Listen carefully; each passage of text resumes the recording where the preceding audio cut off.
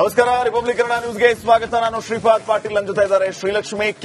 ಕೆಲವು ಕ್ಷಣಗಳಲ್ಲಿ ದಾಖಲೆಯ ಬಜೆಟ್ ಮಂಡನೆ ಮಾಡೋದಕ್ಕೆ ಸಿದ್ದರಾಮಯ್ಯ ಅವರು ಈಗಾಗಲೇ ಎಲ್ಲಾ ರೀತಿಯ ಸಿದ್ಧತೆಯನ್ನ ಮಾಡಿಕೊಂಡಿದ್ದಾರೆ.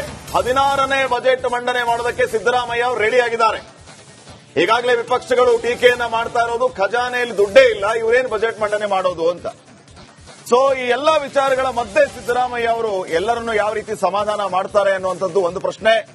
ಗ್ಯಾರಂಟಿಗೆ ದುಡ್ಡು ಹೊಂದಾಣಿಕೆ ಮಾಡೋದಕ್ಕೆ ಭಾರಿ ಕಷ್ಟ ಬೀಳ್ತಾ ಇದ್ದಾರೆ.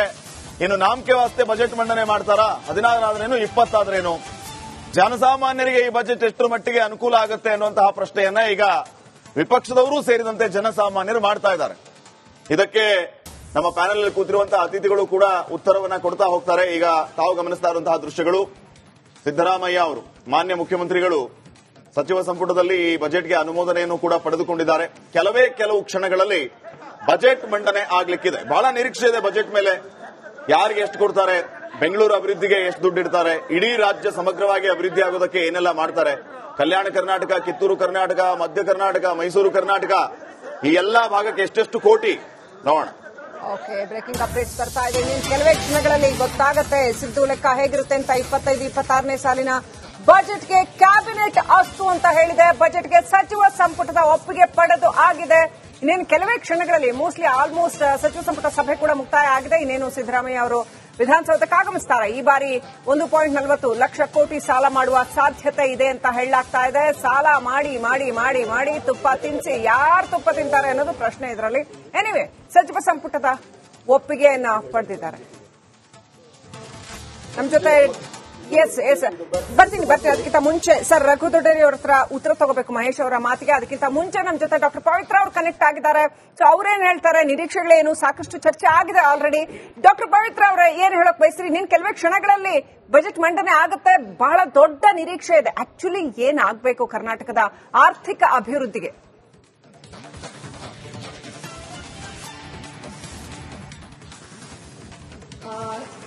ಈ ಒಂದು ಗ್ಯಾರಂಟಿ ಯೋಜನೆಗೂ ಹಣವನ್ನ ಕೊಡುತ್ತಾ, ಮುಖ್ಯವಾಗಿ ಮೂಲಭೂತ ಸೌಕರ್ಯಗಳು ಮತ್ತು ನಮ್ಮಲ್ಲಿ ಯುವಕರು ಏನಿದ್ದಾರೆ, ಒಟ್ಟಾರೆ ಇರುವ ಜನಸಂಖ್ಯೆಯಲ್ಲಿ ಶೇಕಡವಾರು 66ರಷ್ಟು ಯುವಕರಿದ್ದಾರೆ.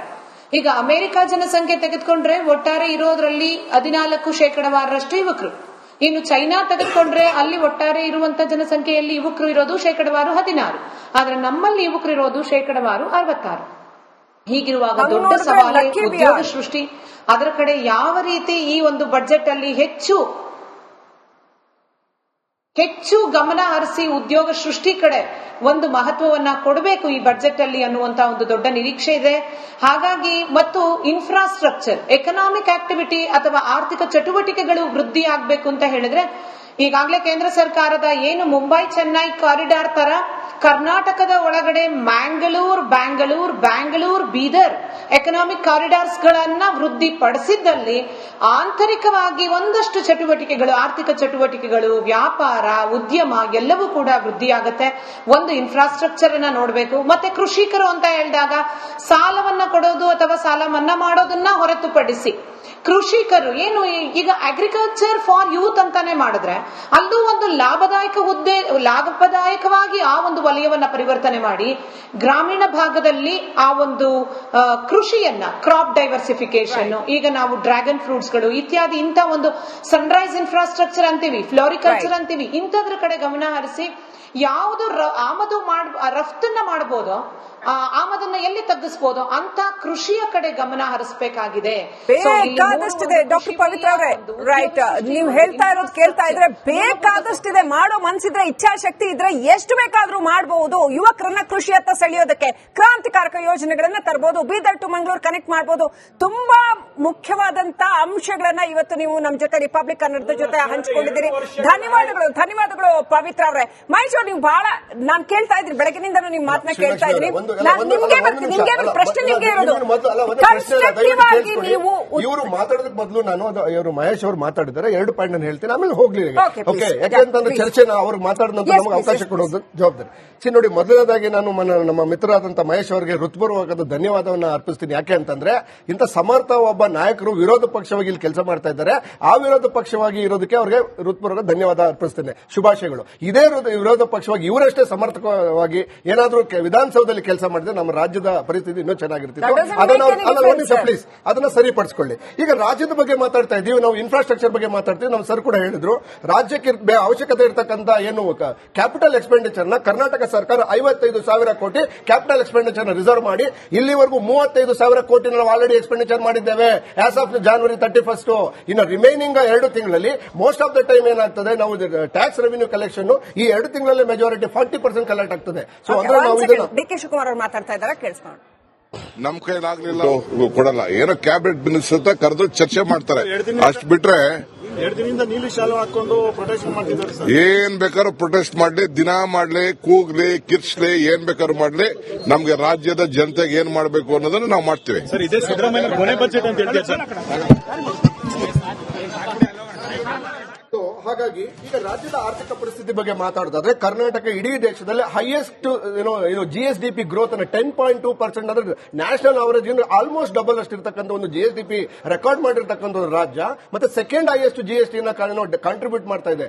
ಅಂದ್ರೆ ದೇಶದ ಅಭಿವೃದ್ಧಿಗೆ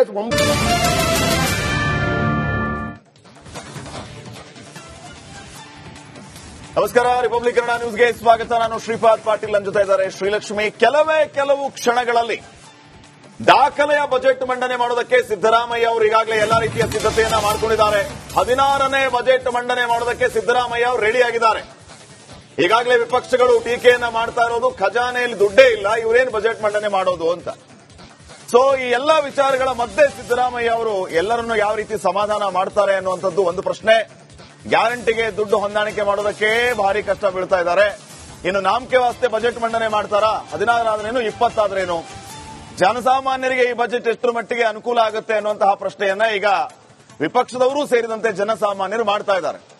ಇದಕ್ಕೆ ನಮ್ಮ ಪ್ಯಾನೆಲ್ ಅಲ್ಲಿ ಕೂತಿರುವಂತಹ ಅತಿಥಿಗಳು ಕೂಡ ಉತ್ತರವನ್ನ ಕೊಡ್ತಾ ಹೋಗ್ತಾರೆ. ಈಗ ತಾವು ಗಮನಿಸ್ತಾ ಇರುವಂತಹ ದೃಶ್ಯಗಳು, ಸಿದ್ದರಾಮಯ್ಯ ಅವರು ಮಾನ್ಯ ಮುಖ್ಯಮಂತ್ರಿಗಳು ಸಚಿವ ಸಂಪುಟದಲ್ಲಿ ಈ ಬಜೆಟ್ಗೆ ಅನುಮೋದನೆಯನ್ನು ಕೂಡ ಪಡೆದುಕೊಂಡಿದ್ದಾರೆ. ಕೆಲವು ಕ್ಷಣಗಳಲ್ಲಿ ಬಜೆಟ್ ಮಂಡನೆ ಆಗ್ಲಿಕ್ಕಿದೆ. ಬಹಳ ನಿರೀಕ್ಷೆ ಇದೆ ಬಜೆಟ್ ಮೇಲೆ. ಯಾರಿಗೆ ಎಷ್ಟು ಕೊಡ್ತಾರೆ, ಬೆಂಗಳೂರು ಅಭಿವೃದ್ಧಿಗೆ ಎಷ್ಟು ದುಡ್ಡು ಇಡ್ತಾರೆ, ಇಡೀ ರಾಜ್ಯ ಸಮಗ್ರವಾಗಿ ಅಭಿವೃದ್ಧಿ ಆಗೋದಕ್ಕೆ ಏನೆಲ್ಲ ಮಾಡ್ತಾರೆ, ಕಲ್ಯಾಣ ಕರ್ನಾಟಕ, ಕಿತ್ತೂರು ಕರ್ನಾಟಕ, ಮಧ್ಯ ಕರ್ನಾಟಕ, ಮೈಸೂರು ಕರ್ನಾಟಕ, ಈ ಎಲ್ಲಾ ಭಾಗಕ್ಕೆ ಎಷ್ಟೆಷ್ಟು ಕೋಟಿ ನೋಡೋಣ. ಓಕೆ, ಬ್ರೇಕಿಂಗ್ ಅಪ್ಡೇಟ್ಸ್ ಬರ್ತಾ ಇದೆ. ಕೆಲವೇ ಕ್ಷಣಗಳಲ್ಲಿ ಗೊತ್ತಾಗುತ್ತೆ ಸಿದ್ದು ಲೆಕ್ಕ ಹೇಗಿರುತ್ತೆ ಅಂತ. 25-26ನೇ ಸಾಲಿನ ಬಜೆಟ್ಗೆ ಕ್ಯಾಬಿನೆಟ್ ಅಸ್ತು ಅಂತ ಹೇಳಿದೆ. ಬಜೆಟ್ಗೆ ಸಚಿವ ಸಂಪುಟದ ಒಪ್ಪಿಗೆ ಪಡೆದು ಆಗಿದೆ.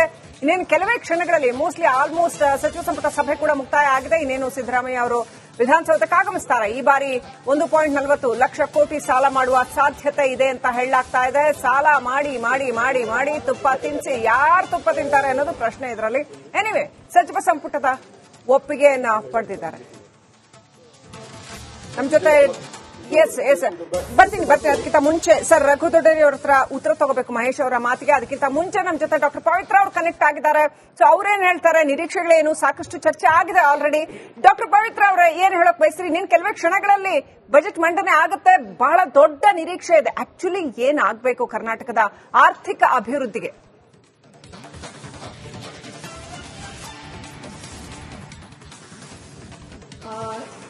ಈ ಒಂದು ಗ್ಯಾರಂಟಿ ಯೋಜನೆಗೂ ಹಣವನ್ನ ಕೊಡುತ್ತಾ ಮುಖ್ಯವಾಗಿ ಮೂಲಭೂತ ಸೌಕರ್ಯಗಳು ಮತ್ತು ನಮ್ಮಲ್ಲಿ ಯುವಕರು ಏನಿದ್ದಾರೆ, ಒಟ್ಟಾರೆ ಇರುವ ಜನಸಂಖ್ಯೆಯಲ್ಲಿ ಶೇಕಡವಾರು 66ರಷ್ಟು ಯುವಕರಿದ್ದಾರೆ.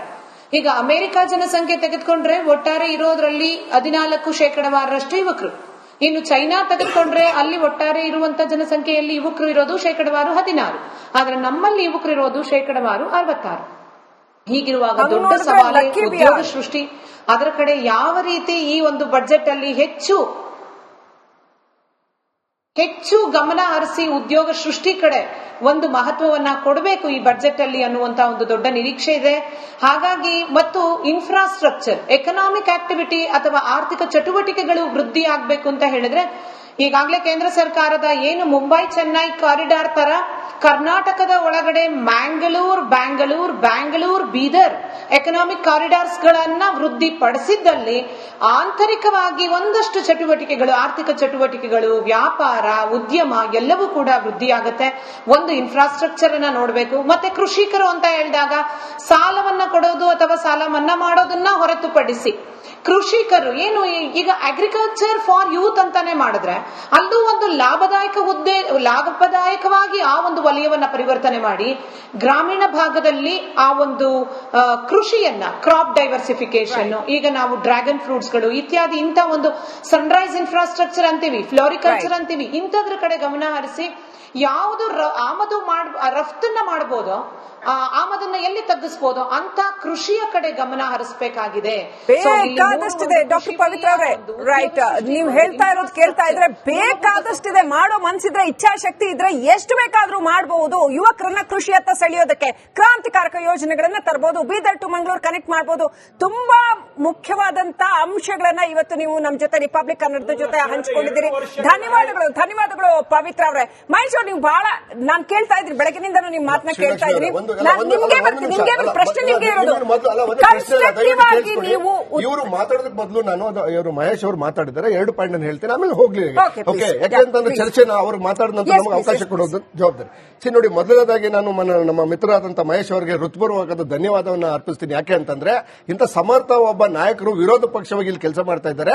ಆ ವಿರೋಧ ಪಕ್ಷವಾಗಿ ಇರೋದಕ್ಕೆ ಅವರಿಗೆ ಹೃತ್ಪೂರ್ವಕ ಧನ್ಯವಾದ ಅರ್ಪಿಸ್ತೇನೆ. ಶುಭಾಶಯಗಳು. ಇದೇ ವಿರೋಧ ಪಕ್ಷವಾಗಿ ಇವರಷ್ಟೇ ಸಮರ್ಥಕವಾಗಿ ಏನಾದ್ರೂ ವಿಧಾನಸೌಧದಲ್ಲಿ ಕೆಲಸ ಮಾಡಿದ್ರೆ ನಮ್ಮ ರಾಜ್ಯದ ಪರಿಸ್ಥಿತಿ ಇನ್ನೂ ಚೆನ್ನಾಗಿರ್ತಿತ್ತು. ಪ್ಲೀಸ್ ಅದನ್ನ ಸರಿಪಡಿಸಿಕೊಳ್ಳಿ. ಈಗ ರಾಜ್ಯದ ಬಗ್ಗೆ ಮಾತಾಡ್ತಾ ಇದೀವಿ, ನಾವು ಇನ್ಫ್ರಾಸ್ಟ್ರಕ್ಚರ್ ಬಗ್ಗೆ ಮಾತಾಡ್ತೀವಿ. ನಮ್ಮ ಸರ್ ಕೂಡ ಹೇಳಿದ್ರು, ರಾಜ್ಯಕ್ಕೆ ಅವಶ್ಯಕತೆ ಇರತಕ್ಕಂತ ಏನು ಕ್ಯಾಪಿಟಲ್ ಎಕ್ಸ್ಪೆಂಡಿಚರ್ ನ ಕರ್ನಾಟಕ ಸರ್ಕಾರ 55,000 ಕೋಟಿ ಕ್ಯಾಪಿಟಲ್ ಎಕ್ಸ್ಪೆಂಡಿಚರ್ ರಿಸರ್ವ್ ಮಾಡಿ ಇಲ್ಲಿವರೆಗೂ 35,000 ಕೋಟಿ ನಾವು ಆಲ್ರೆಡಿ ಎಕ್ಸ್ಪೆಂಡಿಚರ್ ಮಾಡಿದ್ದೇವೆ ಆಸ್ ಆಫ್ January 31. ಇನ್ನು ರಿಮೈನಿಂಗ್ 2 ತಿಂಗಳಲ್ಲಿ ಮೋಸ್ಟ್ ಆಫ್ ದ ಟೈಮ್ ಏನಾಗ್ತದೆ, ನಾವು ಟ್ಯಾಕ್ಸ್ ರೆವಿನ್ಯೂ ಕಲೆಕ್ಷನ್ ಈ 2 ತಿಂಗಳಲ್ಲಿ ಮೆಜಾರಿಟಿ 40% ಕಲೆಕ್ಟ್ ಆಗ್ತದೆ. ಸೊ ಅಂದ್ರೆ ನಾವು ಇದನ್ನ ಡಿ ಕೆ ಶಿವಕುಮಾರ್ ಅವರು ಮಾತಾಡ್ತಾ ಇದ್ದಾರೆ, ಕೇಳಿಸ್ಕೊಂಡು. ನಮ್ ಕೈಲಾಗ್ಲಿಲ್ಲ ಕೊಡಲ್ಲ, ಏನೋ ಕ್ಯಾಬಿನೆಟ್ ಮಿನಿಸ್ಟರ್ ಅಂತ ಕರೆದು ಚರ್ಚೆ ಮಾಡ್ತಾರೆ, ಅಷ್ಟು ಬಿಟ್ರೆ 2 ದಿನದಿಂದ ನೀಲಿ ಶಾಲು ಹಾಕೊಂಡು ಪ್ರೊಟೆಸ್ಟ್ ಮಾಡ್ತಿದ್ದಾರೆ. ಏನ್ ಬೇಕಾದ್ರೂ ಪ್ರೊಟೆಸ್ಟ್ ಮಾಡ್ಲಿ, ದಿನ ಮಾಡ್ಲಿ, ಕೂಗ್ಲಿ, ಕಿರ್ಚ್ಲಿ, ಏನ್ ಬೇಕಾದ್ರೂ ಮಾಡ್ಲಿ, ನಮ್ಗೆ ರಾಜ್ಯದ ಜನತೆಗೆ ಏನ್ ಮಾಡಬೇಕು ಅನ್ನೋದನ್ನ ನಾವು ಮಾಡ್ತೀವಿ. ಸರ್, ಇದೇ ಸಿದ್ದರಾಮಯ್ಯ ಕೊನೆ ಬಜೆಟ್ ಅಂತ ಹೇಳ್ತೀವಿ ಸರ್. ಹಾಗಾಗಿ ಈಗ ರಾಜ್ಯದ ಆರ್ಥಿಕ ಪರಿಸ್ಥಿತಿ ಬಗ್ಗೆ ಮಾತಾಡೋದಾದ್ರೆ ಕರ್ನಾಟಕ ಇಡೀ ದೇಶದಲ್ಲಿ ಹೈಯೆಸ್ಟ್ GSDP ಗ್ರೋತ್ ಅನ್ನು 10.2% ಅಂದ್ರೆ ನ್ಯಾಷನಲ್ ಅವರೇಜ್ ಆಲ್ಮೋಸ್ಟ್ ಡಬಲ್ ಅಷ್ಟು ಇರತಕ್ಕಂಥ ಒಂದು GSDP ರೆಕಾರ್ಡ್ ಮಾಡಿರ್ತಕ್ಕಂಥ ಒಂದು ರಾಜ್ಯ. ಮತ್ತೆ ಸೆಕೆಂಡ್ ಹೈಯೆಸ್ಟ್ GST ಕಾಂಟ್ರಿಬ್ಯೂಟ್ ಮಾಡ್ತಾ ಇದೆ. ಅಂದ್ರೆ ದೇಶದ ಅಭಿವೃದ್ಧಿಗೆ